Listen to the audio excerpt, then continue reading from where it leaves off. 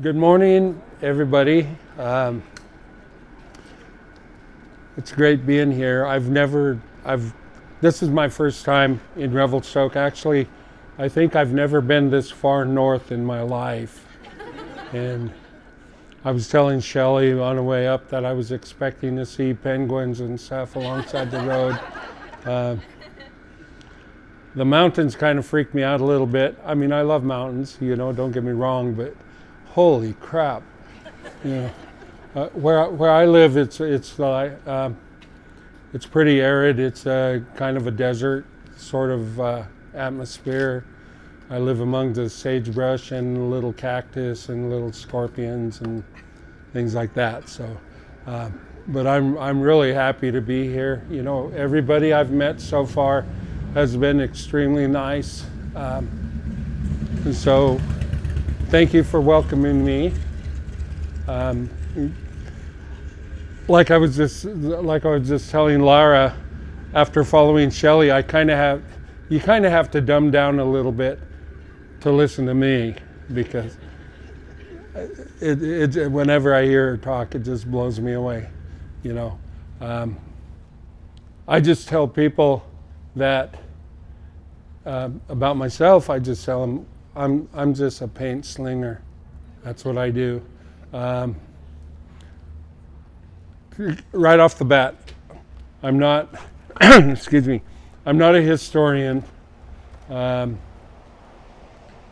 would be hard for me to say that I'm a traditional person just because of my lifestyle.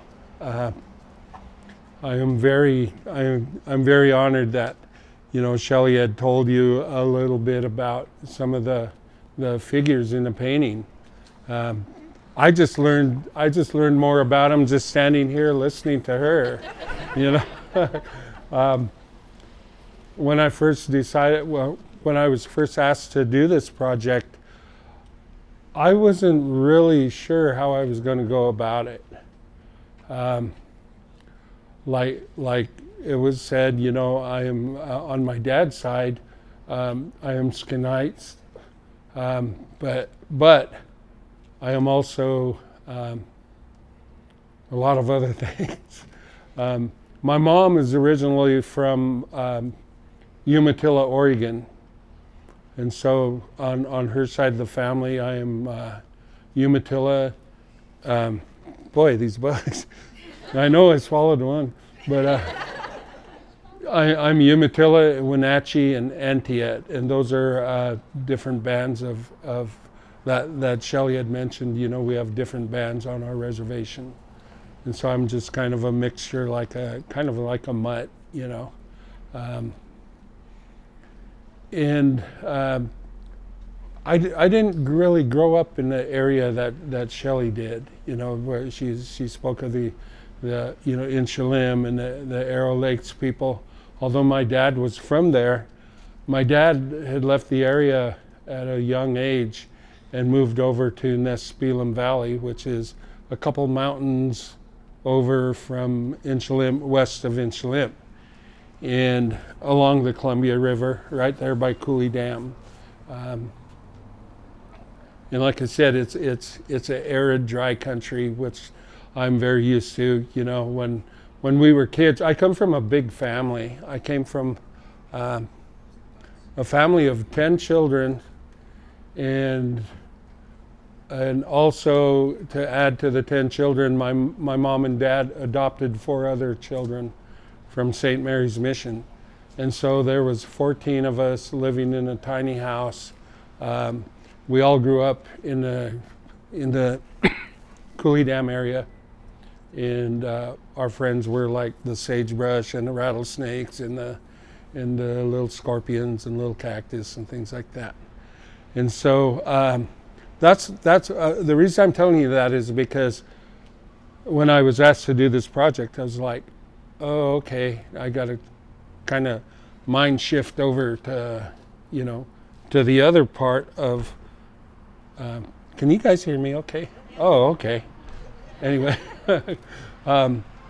so I kind of had to shift over and start working on these other things that I'm not as familiar with. I am very glad that Shelley had talked about some of the people that are represented on this painting, because she knows way more about them than I do. Most of them. I'm going to do this right now.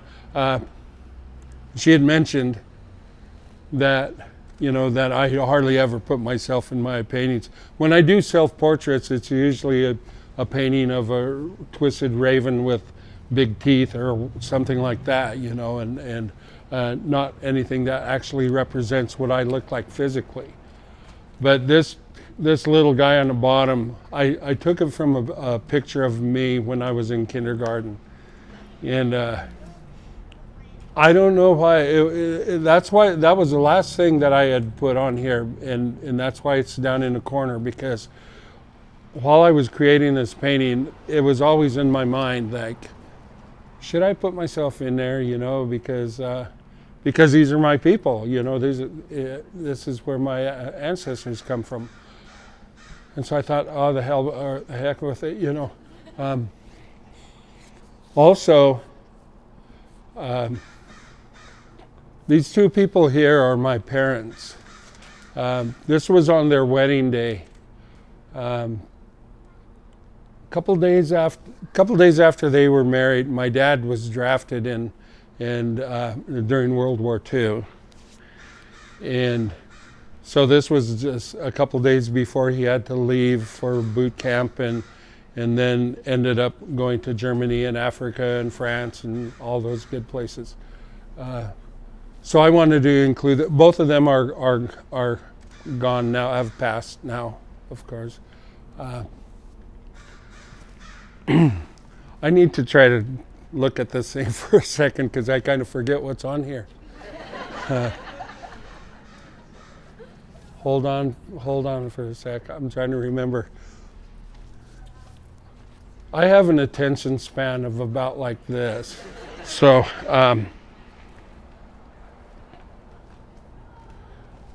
I had not to get into it too deep, because I'm keeping it for myself, actually.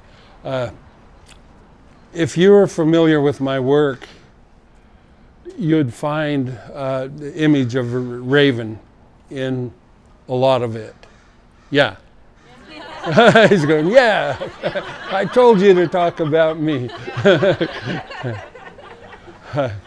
But the raven has a real special place in my life. Yeah. He's going, liar! But anyway, like I said, I could never claim to be a traditionalist or a historian or things like that, just because I grew up most of my life in the city, I have to tell you that. But there are certain things that are very important in my life, and one of them is the quilt stand, is the sweat lodge. And I think, aside from my family, it's probably one of the most important things in my life. And I've been attending for about 53 years now. And there was a one point, and this story's not going to go too deep, like I said. There was this one point where this raven had played a very significant part in my life, my contact with him. And so ever since this meeting between me and this raven, he always seems to pop up in my work and in other things that I do in my life. So you'll see, like Shelley was saying, you can Google my name if you want. If you don't want to, that's fine, And I also actually have a Facebook gallery called Raven Feather Gallery, named after this guy, and so you can see other work of mine. A lot of my work actually doesn't deal with quote unquote traditional images that you, well, they're all traditional images, but I mean like this, I'm also a musician. And so music plays a real big part in my work. I paint as many blues musicians as I do people, like this. I grew up in pretty much most of my life in Spokane, Washington, and went to school there. Went to community college there, and then after I finished there, I moved to Seattle and went to and graduated from Cornish College of the Arts. And I've been doing this now for professionally for about 36 years. I'm a single parent. I raised 3 kids. Doing this, we struggled really hard, and they're all adults now. 1 son and 2 daughters, and so this is pretty much, my life. Where I live, it's just a little tiny community. There's less than 100 people, and so I'm pretty reclusive. I spend 99% of my time in the studio because there's not a whole lot to do other than that. But I complain about the guy across the street, all the time. But anyway, so I had, as far as the artwork, itself. I've traveled several times to the Southwest. A lot of my major influences as far as the colors, composition, things like that, the boring stuff, has been influenced by several other Native artists, contemporary Native artists, which I think they're all dead now. I think I'm probably the only one left. But as far as influences, artists like Fritz Scholler and T.C. Cannon, I'm probably naming people that are like whatever, But so when my use of color and sort of the twisted imagery that you get, I mean, the faces. You can, if you know the people, you can automatically tell who they're supposed to represent. But when in my work, I don't want to just create like a photo image. That would be very boring for me. And so I always have to take colors and shapes and form and tenebrous shading and things like that, and twist it to where it fits my own, where I feel good about it. So, again, I got to remember what I did here. Like I said, I had never been in this part of the country, and so when I was doing research, I had to, Google Revelstoke, BC, and it's like I really didn't have a clue where it was. When I was looking, I thought, that's why I thought, holy, that thing is way north, and so I was looking at these pictures and images, and I was trying not to get, like, well, here's the pharmacy and here's the grocery store, that kind of stuff. But the mountains, I mean, that's the first thing that I now when I go home and think about this place, it's like, it's just, you guys are used to it. I mean, you see it every day, But and we have mountains there. Shelley lives in the mountains, These are like, I think the only time I ever seen anything like it was when I took a trip to Banff, and there was huge giant mountains like that. But when I was doing my research, I was looking at photographs. I'm sorry for turning my back on you, but looking at photographs of the mountains, and I thought, dang, So I just wanted to try to create what I could from. When you're working from photographs, it's still just kind of weird. I mean, and you kind of want to get the real feel to it. And so I don't know if I really captured it or not, but it felt good to me. And so what you see is what I see in my head, The family in the sturgeon nose canoe was kind of an afterthought. I had done some paintings with representing the sturgeon nose canoes, but I never felt like I quite got them right. I thought they just don't look right for me. And so I guess if I was to say, working on this, that was kind of a struggle for me, because here's the reason why. I did a commission for the Kalispel tribe down in Washington for their casino. It's when they had their new big, huge, giant casino built, and they'd asked me if I could do a painting of Kalispel encampment, with the water and this and that. And so I did the painting of the canoe, and one of my friends,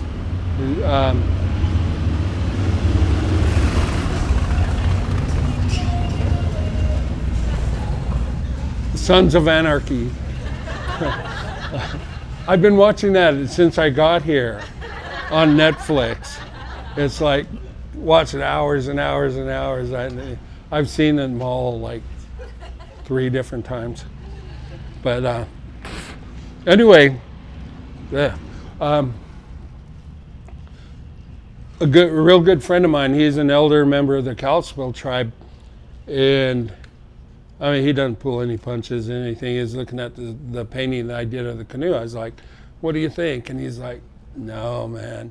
He says, that doesn't even look right. And I thought, holy crap. And so I had to keep changing the front of it. And then finally he's like, oh, yeah, okay, that'll do, So anyway, that was one of my decisions when I decided to put the family in the canoe. It's like, God, I hope I get it right, But then you get to a point where it's like, okay, it's whatever, So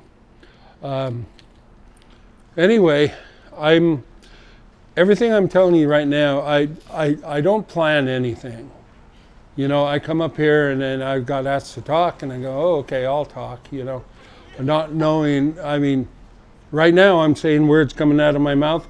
I don't know what the next words are going to be. I'm just yammering, but dealing with these bugs. So what I kind of wanted to do, is put them back on you guys.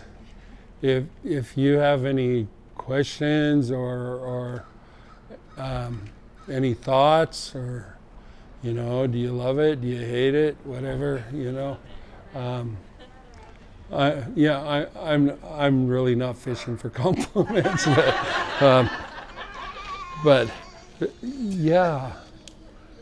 So I'm just okay. I'm really taken with the stripe of pink trees behind you, and then that pink appears on the raven's head, and then on your grandfather's arm, and I just wonder if that pink in the stripe in the trees, and I was wondering if there was any like thought to what that represented, or if you mean the magenta sort of? Magenta. I just love that color, and like I was saying, there had been some artists that, particularly Native artists, that had just blown me away because If you go back back in time and you see when indigenous artists start to kind of take their place in art history,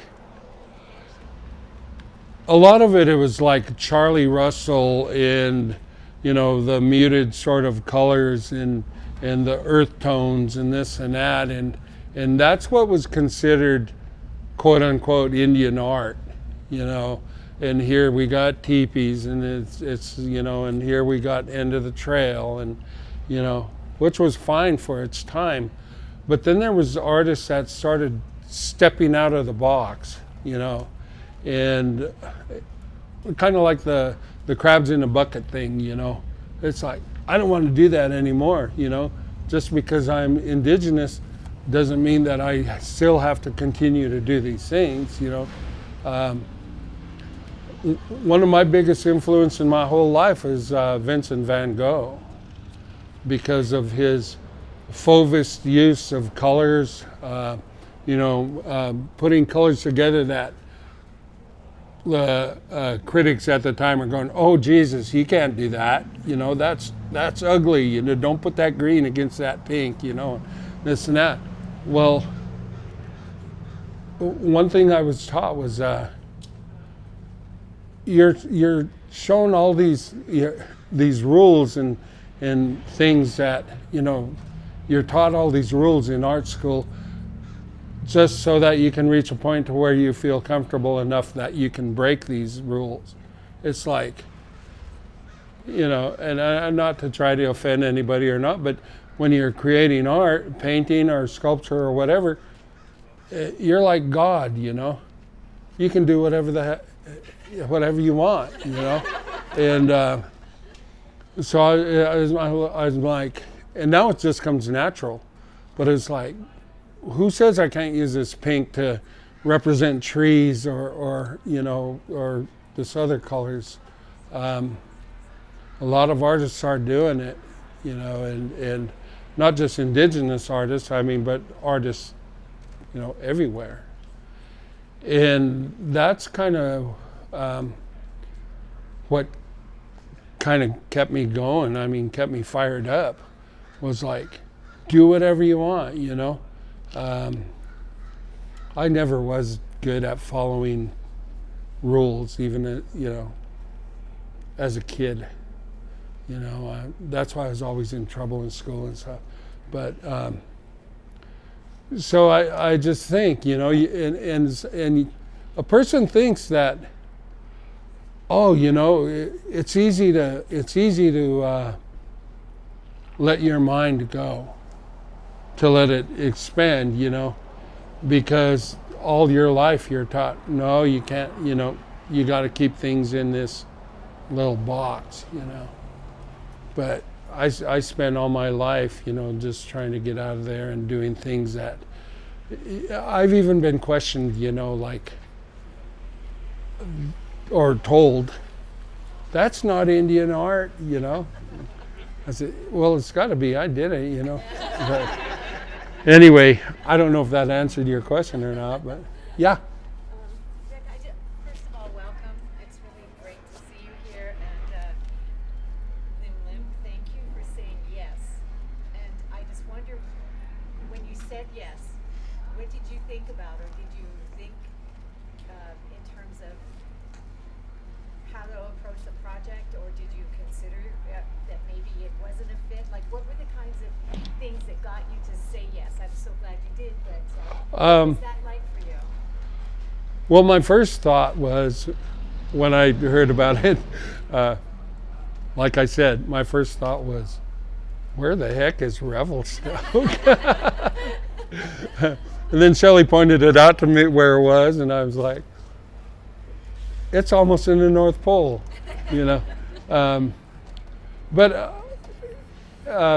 yeah, I was sort of influenced, to do it, and I was happy that I was asked, it came at just an opportune time, because I'm still working on several other projects, But this is one that I started to think, well, I can do whatever I want, you know.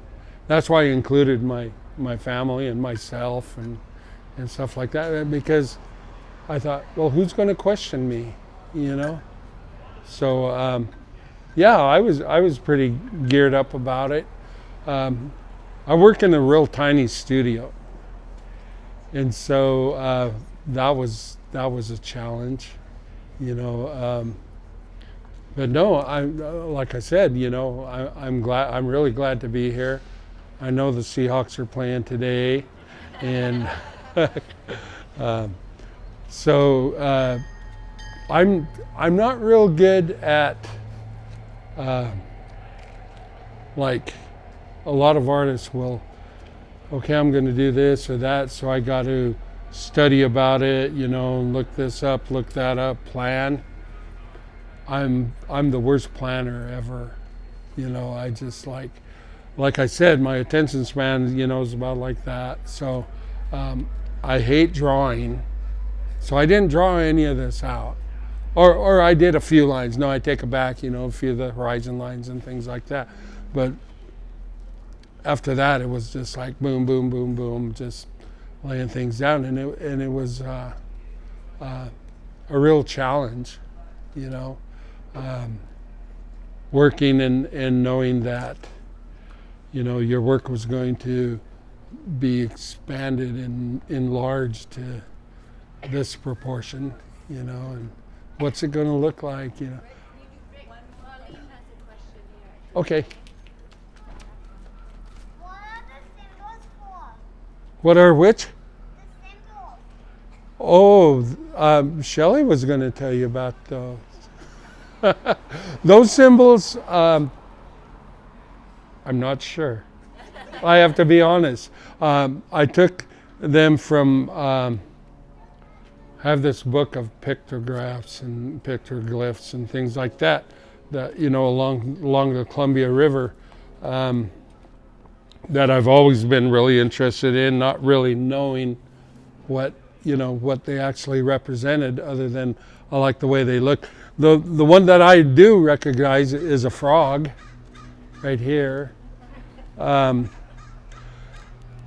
I had to kind of go back and study those, because most of them that I had studied and looked at, you know, throughout my career had been from the lower Columbia River.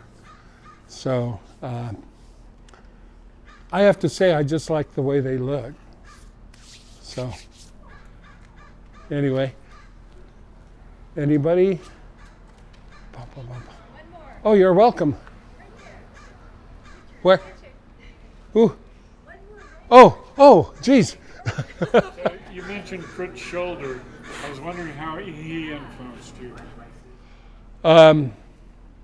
Like I was saying, you know, back in the early '60s, he came out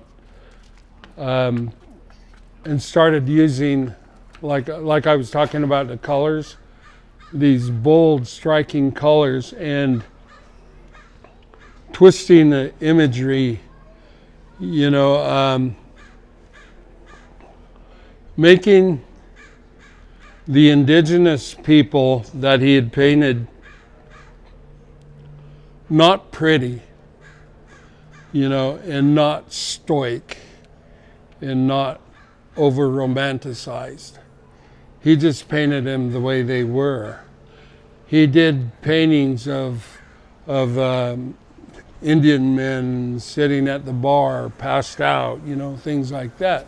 You know, subject matter that most people would be like, why are you doing that, you know? He said, because I can. And so, and his influence, you know, Wayne Thiebaud, Vincent van Gogh, Francis Bacon, you know, it's just like I was saying earlier, you know, most people, when they think of indigenous artists, they think, you know, like more like a Charlie Russell type of look, you know, to the work. And when I first saw Fritz Shoulder in real life was in Las Vegas, in a gallery down there, and I just blew my socks off. So I thought, I want to do that, you know. And so he did a show called Indian, Not Indian.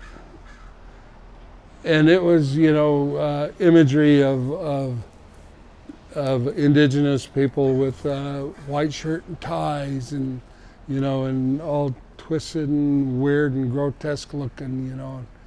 I just love that stuff. I do, you know. So, yeah, he'd been one of my major influences. So, well, what do you guys think? Good? Well, thank you.